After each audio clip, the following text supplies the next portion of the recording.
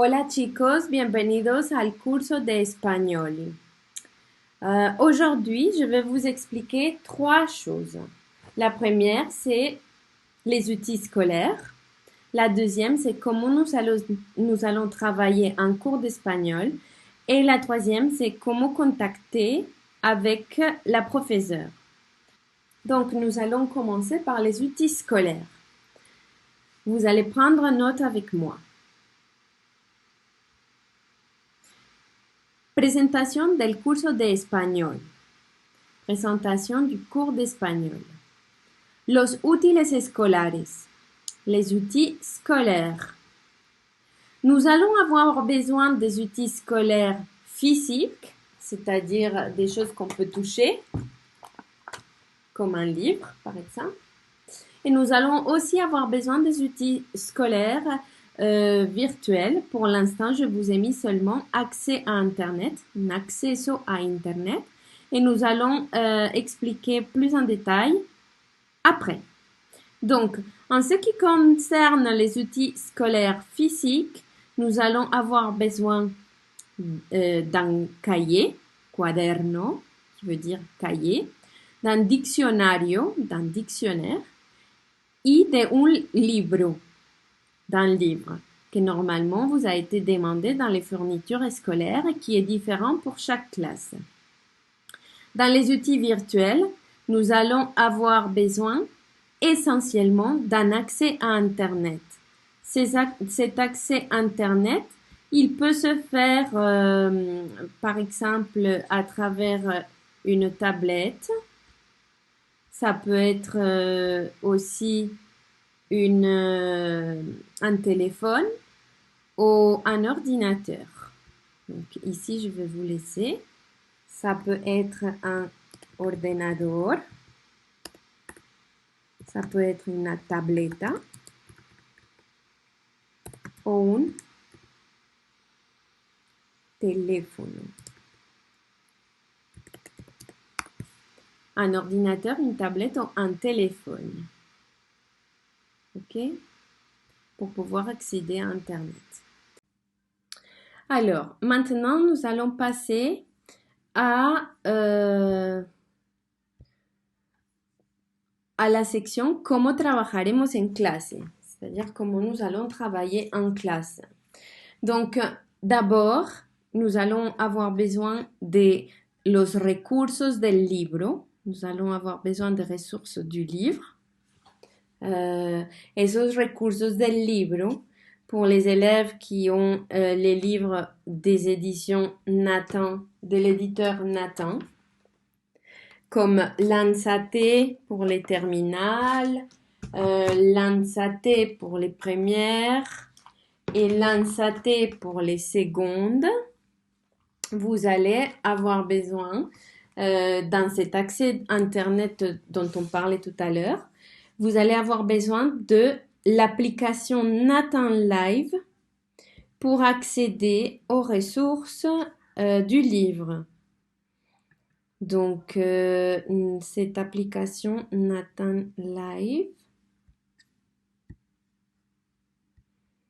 écrivez s'il vous plaît dans votre cahier, comme ça vous avez toute l'information disponible à tout moment et ça va vous éviter de perdre du temps plus tard pour vous rappeler comment s'appelle telle ressource, etc. Il faut mieux écrire. Donc, si vous êtes sur l'application, c'est Nathan Live sur tablette et sur les téléphones. Et si vous êtes sur un ordinateur, donc nous allons devoir accéder au site compagnon.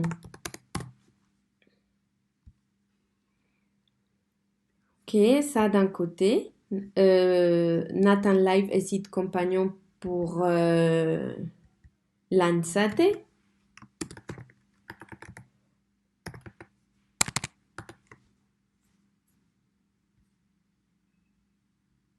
Ok.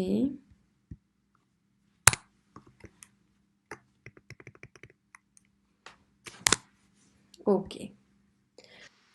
Bon, en ce qui concerne les ressources du livre Lanzate, Nathan Live et site compagnon. Alors, vous savez que Nathan Live, c'est pour les tablettes et les téléphones, et le site compagnon est pour les personnes qui sont sur l'ordinateur. Donc, je vais vous montrer rapidement comment ça fonctionne cette application Nathan Live. Et nous allons aussi visiter le site compagnon pour que vous le voyez. Donc, ici, nous allons sur...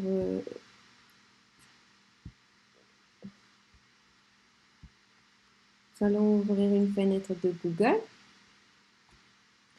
Nous allons chercher l'application Nathan Live. Quand on cherche cette application Nathan Live, nous allons directement dans le site de l'éditeur. Donc ici, vous pouvez télécharger, soit si vous avez un iPhone ou un iPad sur l'Apple Store, ou si vous avez un téléphone sur Android, vous pouvez aller sur Google Play pour la télécharger. Donc, cette application Nathan Live vous permet d'accéder aux ressources qui enrichissent les manuels récents. Par exemple, tous les audios, les vidéos élèves en langue vivante ou encore des animations, des cartes interactives, dictées audio, etc. Donc, cette application, si vous êtes sur téléphone ou iPad, va être indispensable pour travailler correctement en classe. Voilà pour ce qui concerne l'application. Maintenant, nous allons chercher le site compagnon de Landsat. On va prendre l'exemple de Landsat Terminal. Et mais si vous avez Landsat première ou Landsat seconde, vous pouvez faire la recherche sur Google et va vous amener sur le site en fait de l'éditeur et le livre qui vous concerne. Dans cet exemple, nous allons sur Landsat Terminal et dans les ressources, en fait, nous allons sur le site compagnon. Alors, une fois que vous cliquez sur le site compagnon, vous tombez sur cette page. Et c'est une page qui contient toutes les ressources audio, vidéo, et je pense que seulement audio, de ce livre. Donc, peut-être il y aura plusieurs vidéos, mais pour l'instant, on va vérifier. On va regarder par exemple la unidad 2. Ici, nous avons le fichier de l'élève. Donc, nous allons avoir besoin surtout pour les activités de compréhension auditive. Et vous avez les audios. On va voir si c'est une vidéo. El impacto de la tecnología en el periodo. Alors, normalement, c'est des vidéos, mais l'accès, vous l'avez seulement pour Nathan Live. Ceux qui ont Nathan Live, l'application, ils peuvent accéder à la vidéo. Si vous êtes sur l'ordinateur, vous accédez seulement à l'audio. Donc, mais vous pouvez faire les exercices aussi seulement avec l'audio. Donc, vous avez tous les éléments de l'unité dont vous aurez besoin. Voilà en ce qui concerne le site compagnon de Nathan. Donc, pour les élèves qui ont les livres, Landsat seconde, Landsat première et Landsat terminale.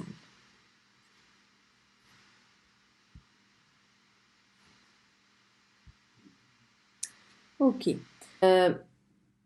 De plus, nous allons avoir besoin des outils de travail virtuel. Après, nous allons ouvrir ces outils un par un, comme ça va être plus clair pour vous. Donc, nous allons avoir besoin des outils de travail virtuel. C'est les outils principaux ou les outils principaux. Je ne sais pas comment on le dit en français.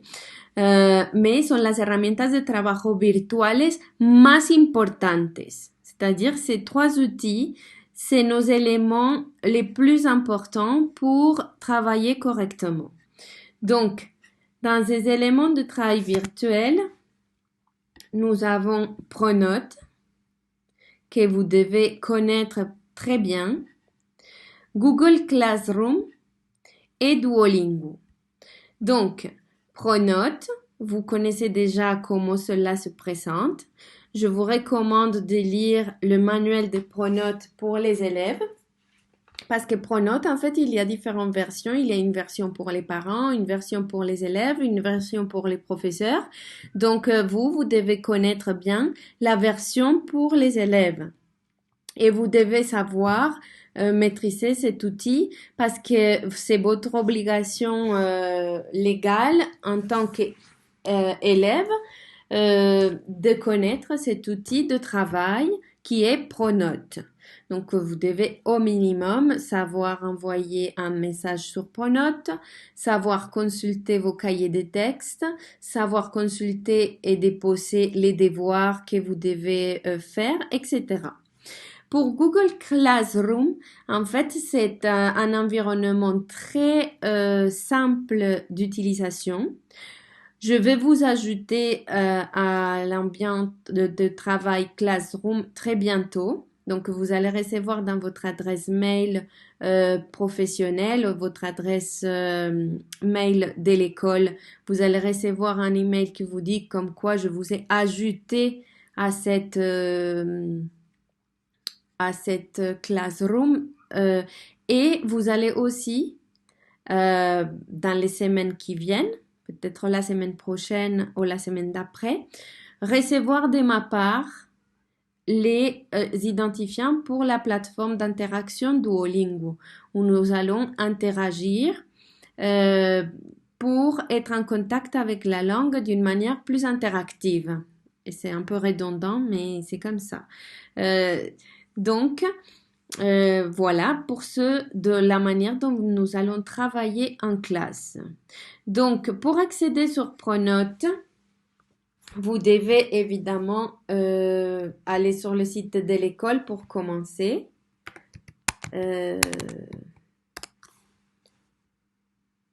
École Algèbre, on va faire simple. On va à la page principale de l'école Algèbre. Quand vous arrivez sur la page de l'école Algèbre, vous allez tout en bas et ici vous trouvez l'icône de Pronote. Donc vous cliquez sur l'icône de Pronote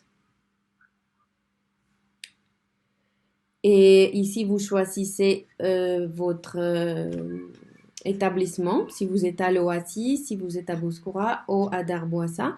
On va choisir Oasis pour cet exemple. Et là, vous allez tomber sur l'espace des Pronote pour les parents. Et là, vous pouvez accéder depuis le téléphone ou depuis l'ordinateur. L'espace élève depuis le téléphone et depuis l'ordinateur. Et l'espace professeur depuis le téléphone ou depuis l'ordinateur. Bien évidemment, vous accédez à l'espace élève des Pronote. Et là, vous pouvez accéder aux différentes fonctionnalités. Je vous recommande de lire le manuel des Pronote pour les élèves que vous pouvez le trouver très facilement sur Google Manuel Pronote élèves. Documentation Pronote.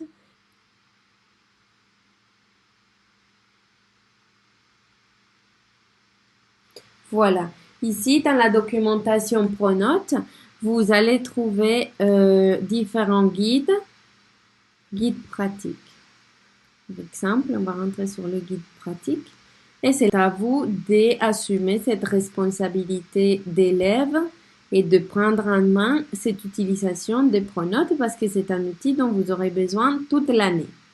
Maintenant, avec le Google Classroom, comment on accède à Google Classroom? Donc, si nous allons, une fois que vous êtes sur votre compte Google professionnel, c'est-à-dire que vous vous connectez avec, avec les identifiants professionnels, vous allez trouver, par exemple, ici, un menu qui ressemble comme un gaufre. Et ici, dans ce petit menu, vous allez trouver les différentes applications, les éléments en fait de tout l'environnement Google. Un des éléments que vous allez utiliser souvent, c'est Google Classroom. Bien évidemment, on va utiliser plus tard Meet aussi. Mais ça, c'est très facile à utiliser parce que je vous donne le lien directement sur Pronote. Et vous êtes aussi, peut-être je vous donnerai l'accès à Google Meet aussi à travers des Google Classroom. Mais là, on va doucement. Donc, pour l'instant, vous arrivez ici et vous pouvez aller sur vos Classroom à partir de ce menu dépliant. OK. Après, donc, nous avons aussi Duolingo. Donc, vous allez recevoir bientôt les identifiants pour Duolingo. Et comment se présente cette page de Duolingo? Bah, vous allez sur Duolingo et sur Google et c'est le premier résultat. Après, vous tombez sur cette page. Quand vous allez tomber sur cette page, ce que vous allez faire, c'est de vous assurer que la langue du site est le français. Donc, dans ce cas, c'est le français. Vous allez aussi cliquer sur J'ai déjà un compte. Et avec les identifiants que je vais vous donner, vous allez pouvoir vous connecter le moment venu. Je vous donnerai ces identifiants et je vous dirai quelles seront les activités à réaliser sur la plateforme Duolingo. Donc, vous devez jamais vous connecter avec Facebook et vous devez jamais vous connecter avec Google. Pourquoi? Parce que si vous vous connectez avec Google et avec Facebook, vous êtes en dehors de l'environnement Duolingo pour les écoles que j'ai déjà créé pour vous. Donc, moi, j'ai un compte d'enseignant et spécial pour les écoles. Et votre compte, il sera connecté directement à cet espace dédié pour les écoles.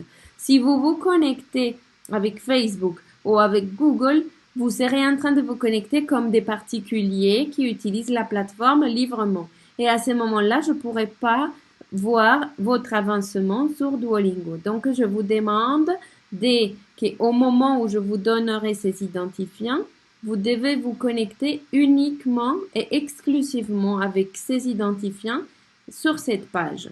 Comme ça, on évitera des écueils et des problèmes et on sait déjà qu'on va jamais utiliser la connexion par Facebook et on va jamais utiliser la connexion par Google. Alors, pour l'espagnol, étant donné que nous serons pour l'instant en éducation virtuelle, il y a d'autres outils que vous pouvez utiliser aussi pour les élèves un peu plus avancés ou les personnes qui commencent déjà à chercher des synonymes ou des concepts et des mots un peu plus élaborés, plus difficiles, qui contiennent des concepts et pas seulement des traductions. Donc, par exemple, les élèves des terminales, je conseille très vivement de commencer à utiliser ces éléments que je vais vous montrer à continuation. Donc, le premier de ces éléments, c'est le dictionnaire de la Real Academia de la Lengua Española en línea. Alors, diccionario en línea. Alors, pour les élèves des terminales et des premières qui sont déjà un peu plus avancés en espagnol, niveau B1 ou qui commencent le B1 et vers le B2, ils peuvent déjà commencer à accéder à à ces outils où vous avez les significations des mots en espagnol.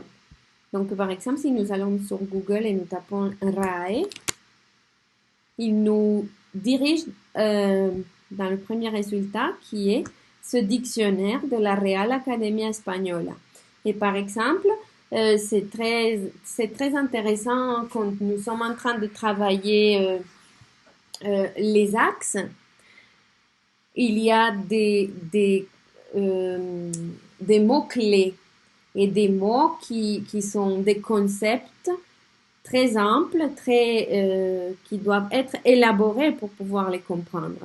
Donc, par exemple, la notion des ciudadanos, des citoyens. Par exemple, pour ceux qui commencent déjà en terminale, l'axe des citoyennetés, monde virtuel, ou d'autres axes qui contiennent en fait toutes des problématiques et c'est des notions qui peuvent être interprétées et réinterprétées. Donc nous allons chercher par exemple le mot ciudadano pour voir ce qu'il nous dit. Pour voir ce qu'il nous dit la Real Academia dans les significations. Donc, par exemple, si ici nous regardons les significations, là, nous avons 5 significations du mot ciudadano. Et à partir de là, bah, ça va permettre d'enrichir et de contraster les différentes significations d'un mot, qui est déjà l'étape de l'apprentissage qu'on commence à avoir en premier et en terminale quand on va vers l'utilisation un peu plus fluide de la langue. Donc, par exemple, il nous donne ici différentes significations et dans le cas de citoyen, par exemple, la 3, ça pourrait être celle qui s'adapte le plus au concept dont on a besoin dans l'axe qu'on travaille de ciudadanía y mundos virtuales, pour donner un exemple. Donc, je vous recommande cette plateforme de la Real Academia Española pour accéder aux mots et aux concepts qui pourraient être un peu plus compliqués et qui contiennent plusieurs dénominations, plusieurs significations. Vous pouvez aussi dans cette page, ici par exemple, si nous cherchons un verbe que nous ne nous rappelons pas comment il se conjugue, donc on va voir on va chercher le verbe describir, por ejemplo, describir. Si je ne sais pas comment il se conjugue, donc je vais ici, je consulte. Là, il va me donner les significations de la langue en langue espagnole, les différentes significations de mot describir. Et nous allons pouvoir accéder à la conjugaison dans tous les temps, quand on a des doutes, de ce verbe. Donc, on va faire conjuguer. Et quand vous regardez ici, vous trouvez directement le mot, la conjugaison au présent de l'indicatif, el pretérito imperfecto, el pretérito perfecto simple,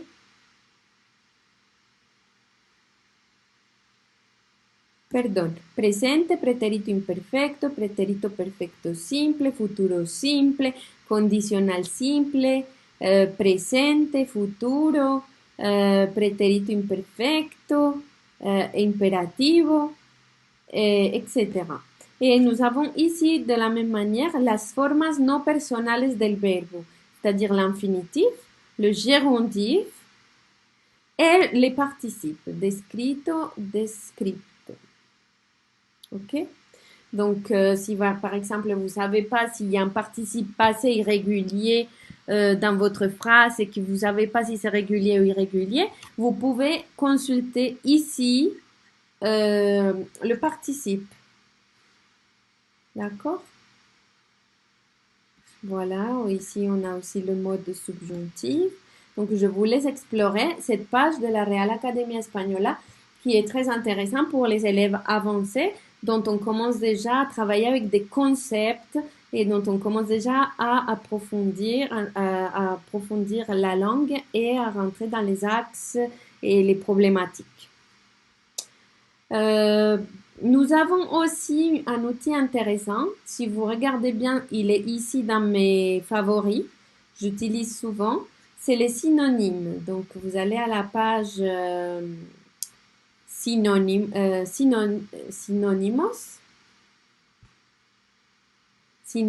y antónimos en espagnol.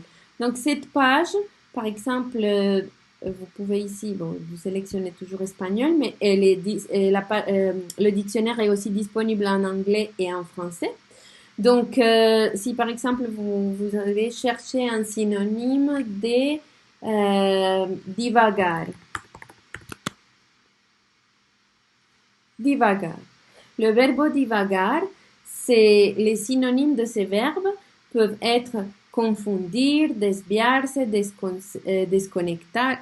desconcertarse, desorientarse, errar, merodear. Donc, c'est aussi très intéressant quand on est en train de rédiger pour ne pas répéter le même verbe et en plus, ça vous permet d'augmenter votre vocabulaire. Donc, je vous recommande aussi cet outil synonymos.com. Alors, on va l'écrire ici. Diccionario de sinónimos.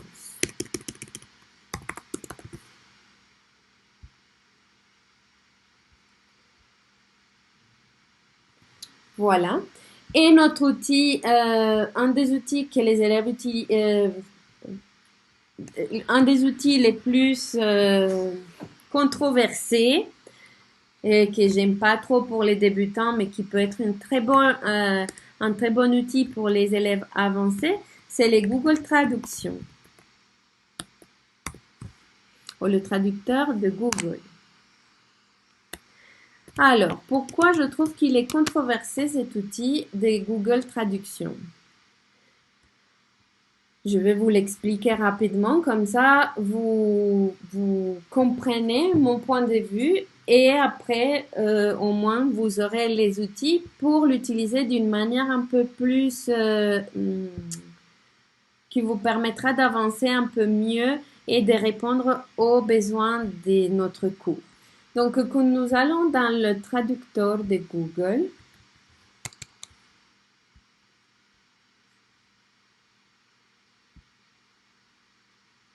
nous sommes ici en Google Traduction. Beaucoup d'élèves, en fait, ils ont l'habitude de... on va choisir ici le français. Et ici, on va choisir l'espagnol. Alors, quand je vous demande de faire, par exemple, une rédaction en espagnol, il y a beaucoup d'élèves paresseux qui viennent sur Google Traduction et qui copient ici le texte et ils obtiennent une traduction automatique de ce texte. Alors, ça peut servir dans la vie quotidienne si vous avez d'autres choses à faire, mais pas pour apprendre l'espagnol. C'est-à-dire, c'est le traducteur de Google, c'est une intelligence artificielle. Cette intelligence artificielle, elle s'enrichit au fur et à mesure, mais si vous l'utilisez, votre intelligence et votre capacité d'expression en espagnol, elle va pas s'enrichir. Vous faites qu'enrichir l'intelligence artificielle de Google. Donc, si votre objectif, c'est vraiment d'avancer personnellement dans la langue et d'être capable de communiquer en langue espagnole, vous pouvez utiliser cet outil d'une bonne manière. C'est-à-dire que si vous êtes en train de rédiger, vous pouvez rédiger votre texte en espagnol et après le traduire en français, voir si les traductions en fait correspondent à peu près à ce que vous voulez dire. Donc vous faites l'effort de rédiger en espagnol et vous pouvez vérifier en français. De même, vous pouvez traduire des phrases entières si vous comprenez si vous comprenez pas une consigne. Là, vous pouvez écrire la consigne et la traduire pour mieux comprendre ce qu'on vous demande en espagnol. Mais en aucun cas, c'est un outil pour remplacer votre travail personnel. Alors, je vais vous montrer un exemple en fait qui est très répandu et il y a beaucoup d'élèves qui font cette erreur quand ils ont la paresse de faire les devoirs. Mais nous, en tant que prof, on se rend quand même compte que vous faites pas correctement et que ça peut un peu tâcher votre crédibilité. C'est-à-dire que quand on vous demande de faire un exercice au passé composé, vous nous donnez un copier-coller d'une traduction de Google, on voit systématiquement que c'est une traduction de Google. Et comment on le voit? Je vais vous le dire, comme ça vous empêche de perdre du temps à tricher. Alors, c'est très simple. Par exemple, je vous demande d'écrire une phrase au passé composé et vous allez écrire un passé composé en français. J'ai pensé à toi. Vous allez écrire votre phrase, j'ai pensé à toi. Si vous regardez le traducteur de Google, il n'a pas traduit au passé composé. Et c'est bien ça que moi, en tant que prof, je vous demande. Je vous demande de faire au passé composé. Donc ici, le traducteur a traduit par le présent de l'indicatif. Mais en aucun cas, c'est ça ce que je vous demande. Donc, vous allez avoir faux. Et je vais voir directement que vous avez rien compris. Donc, vous allez passer un peu pour un élève qui ne comprend rien au cours. Et dans le pire des cas, si je sais que l'élève il est capable de le faire et qu'il sait le faire, bah il va passer, ça va un peu tâcher sa réputation et son aura des responsabilités, le fait que le prof il sache qu'il a juste fait un copier-coller d'un traducteur Google parce que dans la phrase il n'y a pas les éléments que le professeur est en train de demander et en plus il a même pas lu la traduction que Google lui a proposée. Parce que si vous écrivez j'ai pensé à toi et que vous avez bien compris le passé composé, vous devez être conscient que on écrit pour écrire en espagnol j'ai pensé à toi, on dit he pensado en ti. Là, par exemple, si vous l'écrivez en espagnol au passé composé, il va vous le traduire au passé composé en français. Donc là, vous pouvez quand même vous autocorriger, c'est-à-dire l'outil peut vous servir, mais c'est votre intelligence qui va vous permettre de savoir exactement si le traducteur il a agi correctement ou pas, parce que des fois il n'agit pas correctement. Donc, c'est seulement un élève qui connaît le passé composé qui peut savoir si la traduction de Google est correcte ou pas. Et l'année dernière, j'ai beaucoup eu ce problème avec certains élèves qui écrivaient au passé composé, qui présentaient des textes écrits au passé simple et à l'imparfait. Et quand un élève de niveau A1 présente une phrase au passé simple imparfait, en sachant qu'on l'a pas vu en classe, tout de suite, on va se rendre compte qu'il est juste en train d'utiliser une intelligence artificielle et qu'en fait, il fait rien pour avancer dans son parcours d'apprentissage. Donc, voilà la question avec Google Traduction.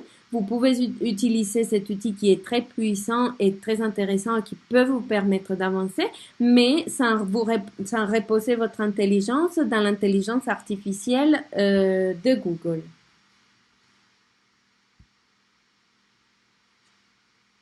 Maintenant, nous revenons sur notre cahier. On va continuer à prendre des notes. Donc, on a fini notre partie 2, comment nous allons travailler en classe. Maintenant, nous allons faire la partie 3, l'élément 3 de notre présentation du cours d'espagnol.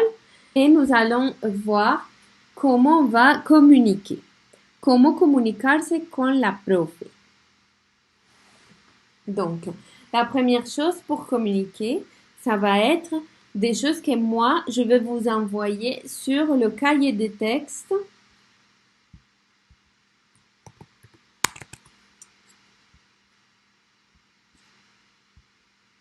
De pronote. Donc, nous allons communiquer par le cahier de texte.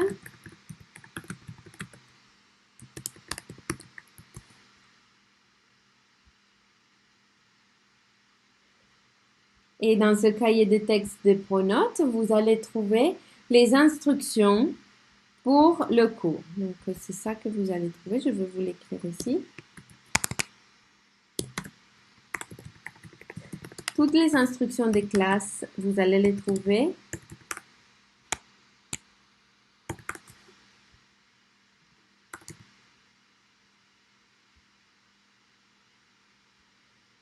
Donc, toutes les instructions des classes, vous allez les trouver sur le cahier des textes de Pronote.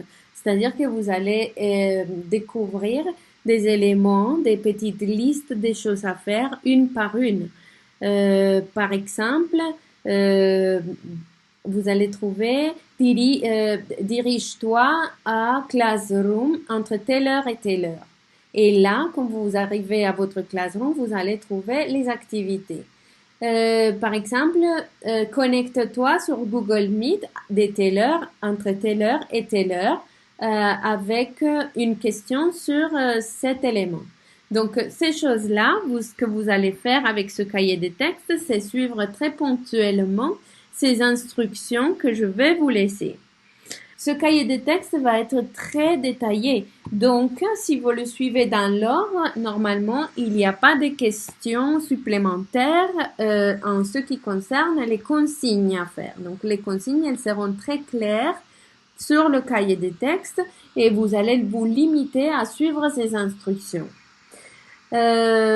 Si vous, par exemple, si vous m'envoyez un message Pronote, donc ça c'est la deuxième forme pour communiquer avec moi, par un message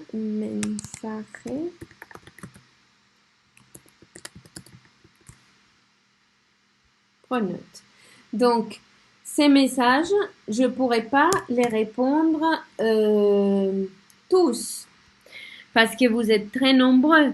Donc, si je considère que la question que vous me posez a déjà une réponse dans ces instructions du cahier de texte, vous allez avoir une réponse automatique de référer-se au cahier de texte.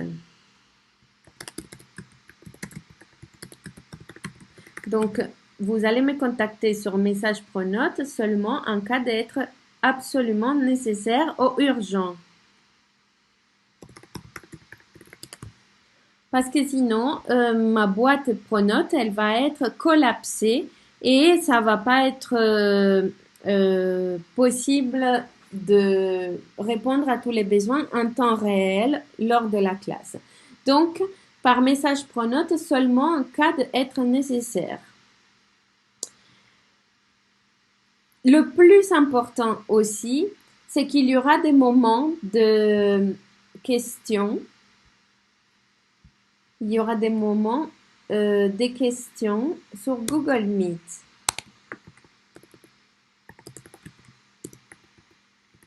Quand je vais ouvrir les Google Meet, ça sera pour poser des questions sur le contenu du cours ou des choses que vous ne comprenez pas en espagnol. Donc, ce Google Meet pour les questions liées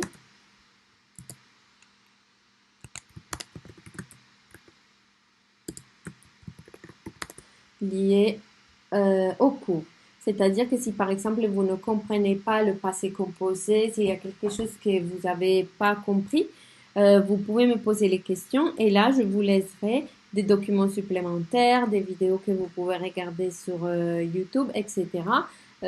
Pour améliorer votre compréhension de différents thèmes ou des activités qu'on fait en classe. Donc, nous avons terminé cette présentation du cours d'espagnol. Nous nous retrouvons dans la prochaine vidéo. Hemos terminado esta explicación y presentación del curso de español. Nos vemos en el próximo video.